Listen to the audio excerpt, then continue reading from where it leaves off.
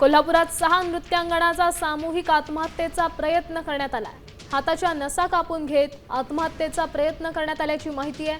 महिला सुधारगृहात घडलेल्या या घटनेने आता खळबळ माजली आहे। सर्व महिलांना सीपीआर रुग्णालयात दाखल करण्यात आलेला आहे आणि आत्महत्येच्या प्रयत्नाचं कारण अद्याप अस्पष्ट आहे, गुलदस्त्यात आहे।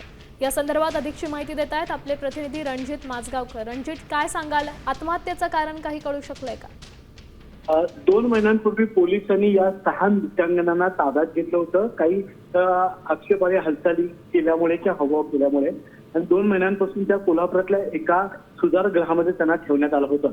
मात्र अचानकपणे या 6ही महिलांनी हाताच्या नसा कापून आत्महत्या करण्याचा प्रयत्न केला। ही गोष्ट लक्षात येताच त्यांना कोल्हापुरातल्या छत्रपती प्रमिलाराजे रुग्णालयामध्ये उपचारासाठी दाखल करण्यात आलेला आहे।